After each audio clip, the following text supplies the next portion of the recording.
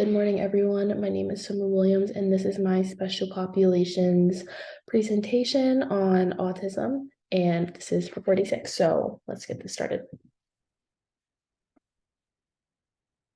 So what is autism or autism spectrum disorder? I will be referring to it as ASD for short. Autism is defined by the Autism Speaks Foundation as a broad range of conditions characterized by challenges with social skills, repetitive behaviors, and speech and nonverbal communication. Signs can typically appear by ages 2 or 3, but it can appear by sooner or later. You never know. It really depends on the person, where they are on the spectrum, outside factors, all of the above. So yeah. And then they can vary from very mild to symptoms to very severe symptoms. So what is the epidemiology of autism? So according to the World Health Organization, WHO, ASD affects every 1 in 36 children in the United States. And as we'll be seeing later, that number is actually is growing as the years go on. ASD occurs in all racial and social ethnic groups. So it's not just varying from, it's not, as you know, how sickle cell is more prominent in people of African descent. It's not like that. It's you're Black, white, African American, Egyptian, anything. It really doesn't matter what ethnic group you are, if you're just as equal to everyone else to have a child born with autism. But it is 4 times more common in males than it is in females. So, yep. So as we can see from this chart here, as I said earlier, that the number is 1 in 36 now, and how the numbers are growing. As we can see from this chart, which is actually 3 years old, it was used back in 2020. The number in 2004 was 1 in every 166 children. And as you can see, it's a pretty gradual slope that is going up and going in the positive direction. And in 2020, it was 1 in 54, and now it is 1 in 36. So my personal belief, but it's also the very worldwide personal belief, is that, or the worldwide belief, is that people are becoming more accepting of autism, and they're more, what's the word? They're more just, they're more accepting. So people will go out into the world, they're more educated, they see if their child is presenting symptoms that they know of, that they're going to go and get their child checked out. And then that's when they go to their doctor, and the doctor gets them diagnosed with ASD. And as I said earlier, the symptoms can be very, very mild or very, very severe. So it really all depends, but people are becoming more widely accepted of of ASD, which is why it's being more widely reported, not because of any physiological reasons, not because of the water, none of that. It's just people are becoming more accepting. So I find that very, very interesting. So these are the medications used for autism spectrum disorder. All this information was taken from the National Institute of Child and Health and Human Development. So selective serotonin reuptake inhibitors, or SSRIs for short. These are antidepressants. So they treat results from imbalances in the body's chemical systems. So they block the serotonin from being reabsorbed back into your neurons, which is what your body lacks when you have depression. So that's why they're called antidepressants. Tricyclics are antidepressants that are used to treat depression and obsessive compulsive disorders.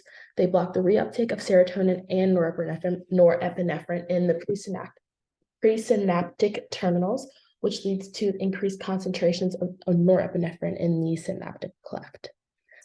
Then we have our stimulants, which is what is pretty commonly known as Adderall, Bionese, stuff like that. It's increased focused and decreases hyperactivity in people with autism spectrum disorder, and increases the activity of dopamine and norepinephrine in the brain.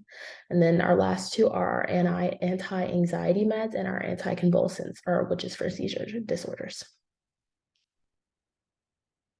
So how each medication can affect exercise. So now we're getting more into the exercise aspect of the special population. So SSRIs, tricyclics, and anti-anxiety meds can cause extreme fatigue and drowsiness, which can make it harder for individuals to exercise. So they're not, as ready to get up and take on the exercise. They're more tired, their bodies, so that's why that can affect them. Stimulants, they increase exercise duration. So when I was doing my research for this, I couldn't find a lot of research with backed up evidence and peer-reviewed research that can show how much stimulants affect exercise. But what I did see was how it does increase duration because it increases your focus and it increases just how you take on your day. So people that are taking their stimulants can be more focused on their exercise, which is what causes them to just hone in on what they're doing. So that's why stimulants can kind of make their exercise duration longer. And then our anticonvulsants. No research has shown anti-seizure medication affecting exercise, but exercise can help people who have seizures. So it's kind of like a switched kind of thing. So now we're going to do how autism affects exercise. So autism is on a spectrum, as I say a lot. But if you're more higher on the spectrum, you can lack your motor skills, which can include balance, body coordination, and visual motor control. So children higher on the ASD scale have trouble with motor skills, and they have trouble with these motor skills that I just said before, like motor coordination and body coordination, which are very important when we're exercising. So as in this, it says that kids that have these issues also struggle with motor skills in their ADLs, which is activities of daily living. So things like eating, riding a bike, putting on clothes, just your normal things that sometimes people that are able-minded and able-bodied can just do like second nature. People with autism, they can't do that. They have to really, really put concentration and focus into these things. And that can get tiring. And that's also something that affects exercise. So if you can't really do the normal things like eating, riding a bike, exercising also follows in that same exact order. So as it says, these problems and mitigations can lead to having trouble exercising, as is usually an afterthought. So people who have ASD also taking previous medications may also have problems with exercise because of the medicine they are taking. So if someone who is high on the spectrum that has problem with motor control movements, but is also taking, let's say, an antidepressant, so they're feeling fatigued, it's a lot of problems that can affect their exercise. But we're going to talk about how exercise can actually help them and how if they get past these bumps in the road, this will help them be better and do better in life. So how exercise affects individual with ASD. So exercise, as we all know, this is our major. Exercise is beneficial to the general population as it reduces things that are bad, like high blood pressure, hyperglycemia, high LDL levels, which is our bad cholesterol. So things like that affects us, and that'll affect people with autism and people on the spectrum. So exercise has also been shown to be beneficial to people with ASD besides the physiological benefits that I just mentioned. For example, exercise induces the release of neurotransmitters that mimic the effect of SSRIs, which can make physical activity a good alternative to taking medications. So, as it said before, SSRIs block the absorption of serotonin back into our synaptic, presynaptic terminals.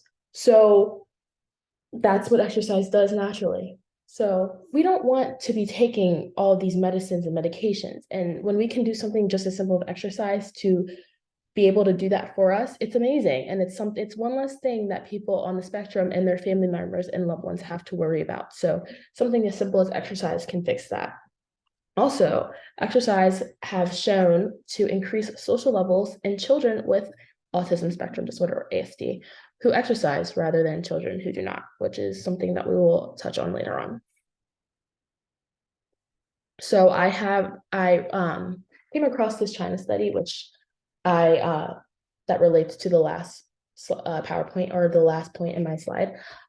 It's about a study conducted on 5 to 8-year-old children in a special education school in China, showing significant improvements in social function among children on the spectrum who participated in the 12-week structured physical activity program. So the program consisted of twice weekly exercise sessions lasting 60 minutes, which allowed them to exercise, and it was brain enriching activities that allowed these children to work out on these 2 days a week for 60 minutes. And just those 2 days made a really big difference in how those children interacted with other children. So it was really cool to see.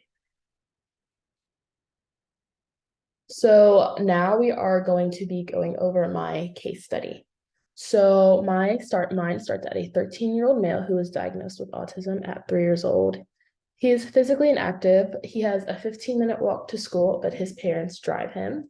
He also only uses his tablet during free time. So as we see, he really doesn't get in much physical activity besides the gym class at school, which, as we all know, gym class, you don't really get that much physical activity in. So um, it's something that definitely needs to be worked on.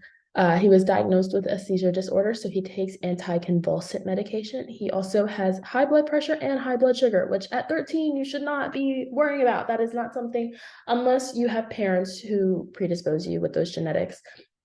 Even at 13, you have to keep an eye on high blood pressure and high blood sugar, because that can lead to things like diabetes and heart disease, and that's not anything we want to touch on. So the parents definitely made the right choice by looking to improve their child's overall health. They say that he's very antisocial as well, and they want to help improve his quality of living in the present and in the future. So I first would just have a sit down conversation with the parents, down, ask them, what's his typical day like from beginning to end, when he wakes up right to when he goes to sleep, including what he eats. So I want to know what he eats for breakfast, what he eats for lunch, what he eats for dinner, snacks, what does he eat? And then after hearing what they say and what they would do, I would, depending on if it's really bad or not, but even if, I still would refer them to a nutrition, just because of his high blood sugar and his high blood pressure. I would refer them to a dietitian and a nutritionist to deal with the nutrition aspect to go along with their exercise, which is what I will be prescribing.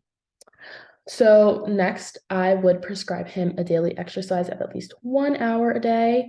After learning that he only takes seizure medicines, I know that his anticonvulsants won't really affect him, but I know that his exercising will help him with his seizure medication. So that's something that definitely can help him along as well. So for the exercise prescription aspect, I would prescribe him with 30 minutes of aerobic exercise coming from, instead of driving him to school, walking. So I know for parents, you might be busy during the day, and that's something that it's kind of hard to fit into, but it's worth it. Taking that 15 minutes to walk your kid to and from school will make tremendous results in his health and his general health and well-being. So just, that is the aerobic, and it's not like he's doing sprints, running a mile. He's just walking to and from school, which, something small like that can really make a difference in his life. So that's 30 minutes of aerobic exercise that I would prescribe for him. Then I would next prescribe 30 minutes of resistance training coming home from school, using bands and obstacle courses. So just simple things like little circles that he can climb through, or going to a playground and doing those obstacle courses on the playground for 30 minutes, things like that. That will be his 30 minutes of his resistance training. And together that creates an hour. So that's an hour of exercise every day that he didn't have before. And it's something simple. It's not like he has to go to the gym and do bench presses and all that. No, that's not necessary. So that's something that's really cool. Lastly, at the end of each exercise, I would include a 5-minute flexibility static exercise to make sure his muscles don't get too rigid throughout the day. And I would suggest they take their dog on walks to the park as well to break up routines, just to change it up a little bit. So finally, these are my sources. I hope that you learned a little bit more about autism and autism spectrum and how it affects our students in our daily lives. Thank you very much.